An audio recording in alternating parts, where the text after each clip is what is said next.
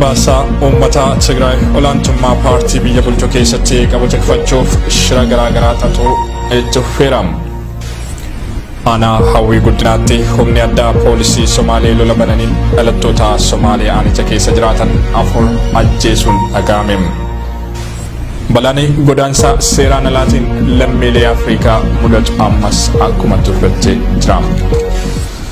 Ashama kam jirtu kabajamtoota daawwattoota Oromiyaa Miidiyaa Neetwoork oduu har'aaf qabnu kan isinitti himanii hundaati turtiin keessan hanga xumuraatti nu faana haa ta'u jennaan. Adda bilisa baasaa uummata Tigraay TPLF dhaabaa naannoo Somaalee bulchu deeggararraa gara miseensa Adawaaweetti guddisuuf socho'aa jiraachuun beekame. Tarkaanfiin kun addichi olaantummaa Adawaawee keessatti qabu ittiin tikfachuuf kan yaadame ta'uunis ibsameera. Abdusalaam Hasan dhimma kanarratti waan qopheesse qaba.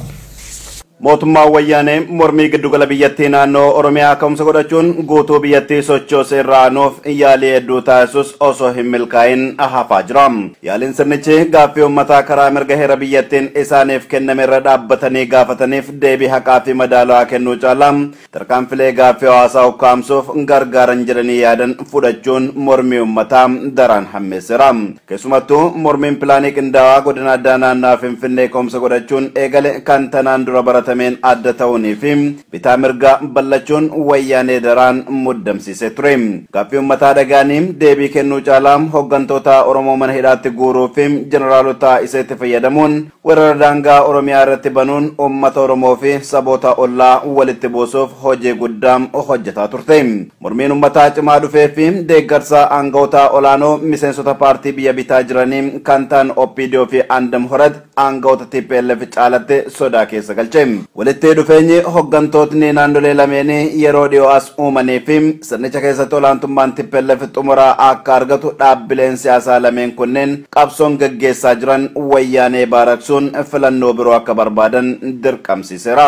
Odeeffannoon yeroo dhiyoo as ba'aa jiruu fi miidiyaa hawaasaa irra naanna'aa jiru mootummaa wayyaanee olaantummaa dhaaba biyya bitaa jiru Addawaayee keessatti qabu tursiisuuf dhaabbilee siyaasaa deeggartoota keessaa tokko gara miseensa guutuu addichaatti ol guddisuuf socho'aa jiraachuu ishee kan ibsudha. Dhaabbilee deeggartoota keessaa immoo qaama shira weerara daangaa Oromiyaa jeneraalota wayyaaneen gaggeeffamuu keessaa harka guddaa kan qabu dhaabni abdiilleen hoogganamu filatamuun dhimmicha daraan ulfeessee jira. Gaaffiin uummatni biyyattii gaafataa jiru sarbamiinsa mirgoota namoomaa fi dimokiraasii irratti kan xiyyeeffatanii fi olaantummaan saba tokkoo dhaaba biyya bitaa jiru keessattis ta'ee biyya keessa jiru ifatti agarsiisuun mormii gaggeessuu ibsuun mootummaa wayyaanee gaaffii hawaasaaf deebii kennuu caalaa olaantummaa ofii tirsiisuu qofa isa yaachisaa jira yaadotni jedhan bal'inaan tarkaanfataa jiru. Mootummaa wayyaanee waltajjii adda dimokiraataa warraaqsa uummattoota Itoophiyaa Addawaayee guyyoota 17 gaggeeffamaa ture booda ibsa kennaniin walii galtee biyyaalessaa uumuu fi dirree siyaasaa bal'isuuf hidhamtoota siyaasaa akka gadi lakkisan ibsa erga kennaniin booda jijjiirraa yaadaa yeroo yeroon fooyyeffamee dhiyaataa jiruu fi hanga ammaatti hidhamtootni tokkollee osoo gadi lakkifaman turuun mootummaa wayyaanee waadaa gale diigeera jedhanii kan yaada isaanii ibsataa jiranis baay'eedha. Hidhamtoota siyaasaa gadi lakkifne jedhanii ibsa baasan hojiitti hiikuu dhabuu caalaa garee qeerroo jedhamu irratti qorannoo gaggeessa jechuun ibsi poolisiin federaalaa baase mootummaa wayyaanee gaaffii uummataaf deebii kennuuf fedhiin inni qabu laafaa ta'uu fi adeemsa ammatti deemaa jiru kun kufaatii sirnichaa ariifachiisa ilaalchotni jedhaman gama xiinxaltoota irraa bal'inaan tarkaanfataa jiru. Guyyoota muraasaas immoo dhaabaa deeggaraa naannoo Somaalee bulchaa jiru gara miseensa Adawaayeetti ol guddisuuf sochiin TPLF godhaa jiru walitti dhufeenya naannoo Oromiyaa fi Amaaraan olaantummaanis gaaffii keessa galeeffachuuf shira xaxamaa jiruudha ilaalchotni jedhan bal'inaan mul'ataa jiru. Sochii dhaabaa deeggaraa naannoo Somaalee gara miseensa Adawaayeetti ol guddisuuf hojjetamaa jiru dhaabbileen lamaan hafan Andamii fi OPDO'n fudhachuu dhabuu wanti beekame hin jiru. Humni addaa poolisii Somaalee godina Harargee lixaanaa hawwii guddinaa raddaa ibsaatti weerara hawaasa nagaa irratti banuun lubbuu nama 4 galaafataniiru.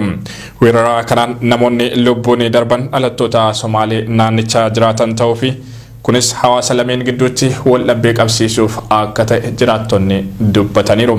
Faayizaa Iliyaas jiraattota naannoo dubbisuun bal'ina oduu kana akka ta'anitti qopheessiteetti.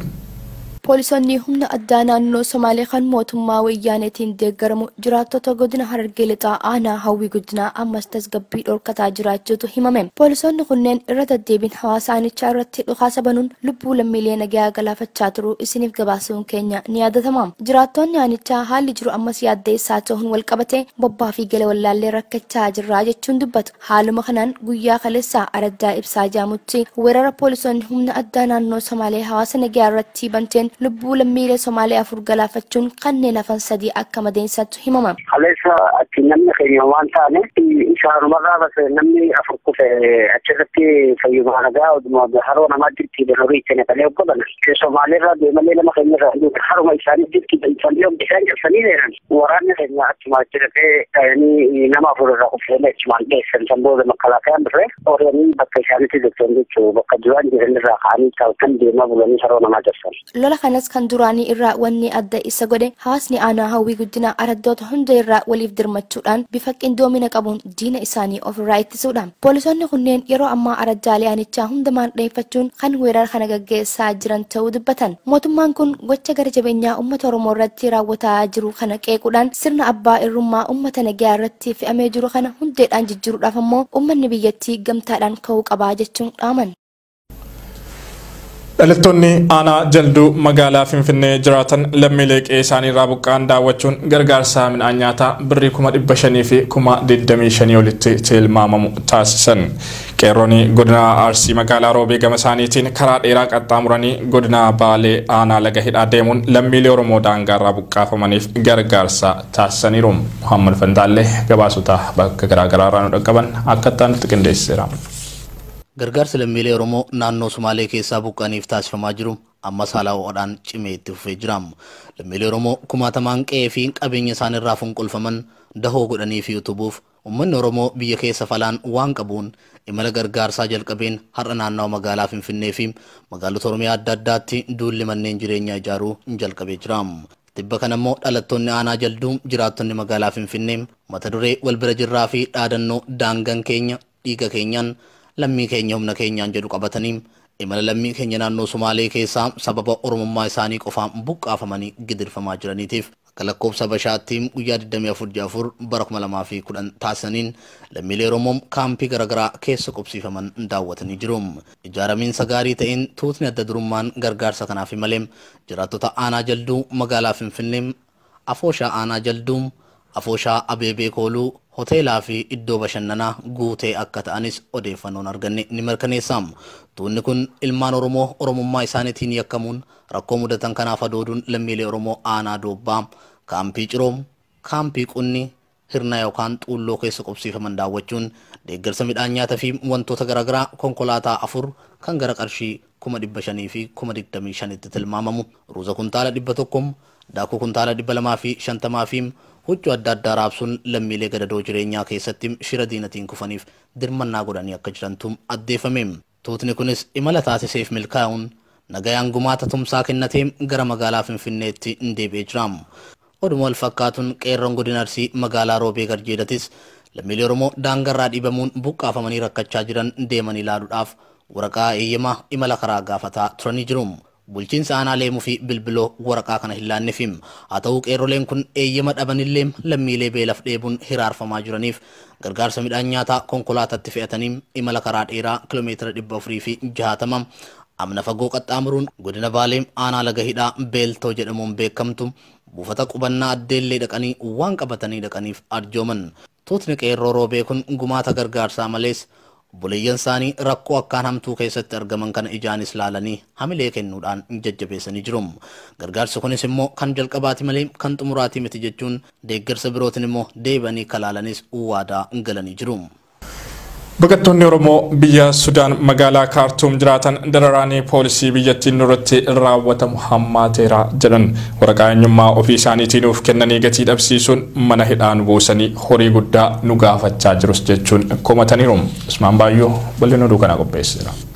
baqattoonni Oromoo biyya Suudaan magaalaa Kaartum jiraatan yeroo gara yerootti dhiibbaa aangaa'ota biyyattiitiin nurratti raawwatamuun tasgabbiin jiraachuu dadhabnee rakkoof saaxilamneerra jedhan. Imbaasiin Itoophiyaa Kaartum jirullee rakkoo lammiilee irra geettu tana furuuf tattaaffii gochuu osoo qabu inumaayyuu hojjettoonni imbaasichaa waajjira immigireeshinii Suudaanii wajjin ta'uudhaan baqattoota irraa maallaqa humnaa olii funaanuun aangaa'ota Suudaaniitiif kennu jedha baqataan Oromoo tokko kan magaalaa Kaartum irraa dubbifne. Akka namni kun jedhutti baqataan kamiyyuu waraqaa eenyummaa magaalaa kana keessatti jiraatu baafachuu qaba sababa jedhuun asin dura baqattoonni Oromoo fi sabaa fi sablammoota biroollee maallaqa gaafataman kafaluun waraqaa kana baafatanis poolisoonni biyyattii yeroo barbaadanitti baqattootuma waraqaa kana harkaa qaban mana hidhatti darbachuudhaan maallaqa Suudaanii jinee 5,000 hanga 7,000tti kafalchiisanii mana hidhaatii gadi lakkisu jedha baqataan Oromoo kun. Haalli kun ammas caalattamaachuudhaan baqattoota akka yaaddesseera jedhan. Gocha kana mootummaa wayyaanes harka keessaa qaba kan jedhan baqattoonni achirraa dubbifne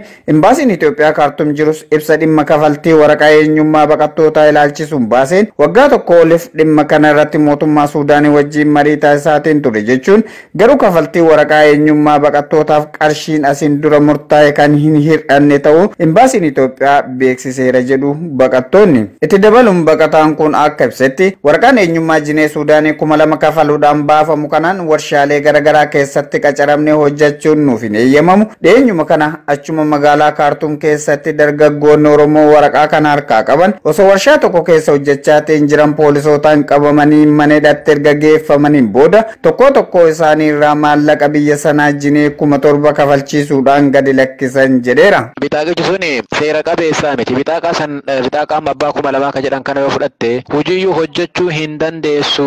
Waa'ee bitaaqaa kanarratti ucci guddaa ministeerii as jiruu fi immigireeshinii biyya kana wajjin irratti walii gallee Prosesii isaa waan achi keessa jiru hin hojjannaa irratti walii galteedhaan dippiloomaasii gadi fageenyaan irratti hojjannaa jedha waraqaan amma xalayaan amma si erge kuni.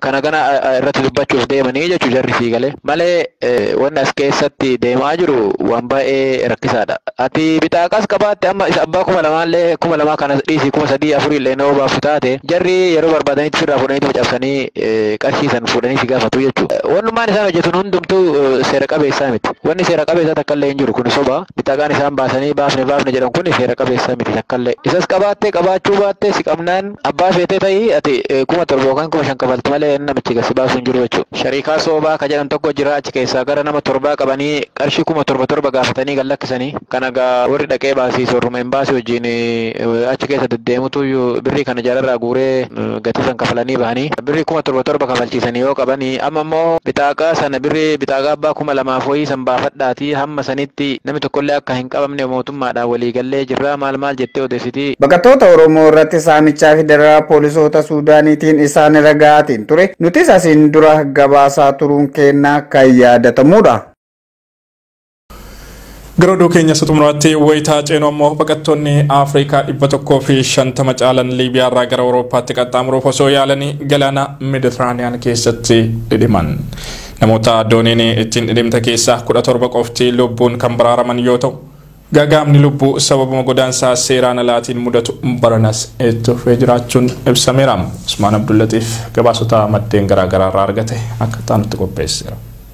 Lammiileen biyyoota Afrikaa dhiibbaa gargaraan hubamanii biyya isaanii lagatuun gara biyya Liibiyaatti dhufan achirraayis ardii Afrikaaf boodatti dhiisanii galaana qaxxaamuruun ardii Awurooppaatti imalan bara 2018 keessaas itti dhufanii jiraachuun dhagahame. Guyyaa muraasaan dura jalqabaa bara 2018 dooniin baqattoota biyyoota Afrikaa garagaraa walitti dhufaniin deemaa turte dhidhimtee namni 64 ol galaana Meeditiraaniyaan nyaatamanii jiraachuu gabaasuun keenya ni yaadatama. Taateewwan suukanneessaan qarqara galaana Liibiyaarraa hawaasa addunyaa qaban ammaas adda cituun dandeenye. Murtoon cimtuun dhimma baqattoota ilaalchisuun yeroo irraa gara yerootti gamtaan Awurooppaa baasus baqattoota Awurooppaatti ga'uuf yaada qabanii fi namoota hojii seeraan alaatiin irratti bobbahan waan abdii kutachiiseen fakkaatu. Sa'aa 24 irraa irraas kunne kana qofatti baqattoonni Afrikaa kunneen seeraan ala biyyoota Awurooppaatti ga'uuf imalaa turan 90 hanga 100tti namni dhiyaatu achi buuteen isaanii dhabamu to'attoonni galaana Liibiyaa addeessan. Doonii dhidhimte tanarra lakkoofsa namoota achirra turanii qabatamatti namni himu jiraachuu baatus namni 150 doonii tana yaabbachuu akka olli dubbatan. Tattaaffii to'attoonni galaana Liibiyaa godhaniinis baqattoonni lubbuun baraarfaman jiraachuu himan. Akka to'attoonni kunneen ibsanitti baqattoonni kunneen galaana Meeditiraaniyaan keessatti doonii dhidhimteenii kan dhuman wayita ta'an baay'ina namoota balaa tanaan dhumanii namoota lubbuun baraarfaman irraa harkachuu ibsan. akka dubbii himaan to'attoota galaana Liibiyaa Jeneraal Ayyub Qaasim Jaanitti baqattoonni doonii tana yaabbatanii gara Awuroopaatti imalaa turan nama 100 kan caalanii fi kanarraa ijibbaata isaan taasisaniin namni lubbuun baraarfame 17 qofa ta'uu dubbatan. Itti dabaluunis warra dhaqqabamee baraarfame keessa dubartoonni jiraachuu himan. Akka dhaabbanni dhimma baqattoota addunyaa IOM ibsaa jirutti bara 2017 barras kunne keessa kaaba Afrikaa irraa kan baqattoonni gara Awuroopaatti ga'uuf yaalaa turan namni 2832 lubbuu dhabanii jiran. Kun ammoo lakkoofsa baqattoota bara 2016 haala kanaan dhumataniirra gabbu'aa ture. Bara 2016 keessa baqattoonni karaa kanaan lubbuu isaanii dhaban nama 4581 akka ta'an ni yaadatama. Gaaga'ama lubbuun baduu jalaa bahanii warreen carroomanii bara 2017 keessa biyya Itaalii seenan nama 119,310. Bara 2016 keessaas baqattoonni Afrikaa kunneen 1,181,436 lubbuun hafanii ardii Awurooppaa